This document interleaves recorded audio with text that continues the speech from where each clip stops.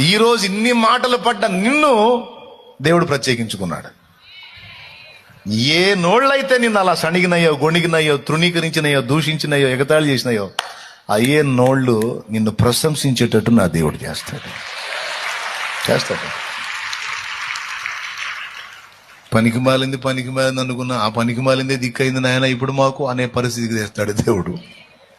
పనికి మాలోడు అనుకున్నాను, ఆ పనికి మాలోడే దిక్కయ్యాడు ఇప్పుడు మాకు నాయన స్తోత్రం అనుకునేటట్టు చేస్తాడు ఆయన. నా తమ్ముడు అది జరిగిద్ది. అరే నువ్వు వస్తా సోదరుడిరా, నువ్వు ఎట్ట బతుకుతావరా అన్న నోళ్లే నీ ద్వారా బ్రతికేటట్టు ఆయన చేస్తాడు.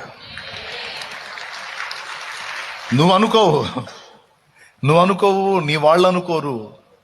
దావీదు టైపే. మీరు అనుకుంటే ఎంత, అనుకోకపోతే ఎంత, నేను అనుకున్నా అది జరిగిద్ది అంటాడు ఆయన.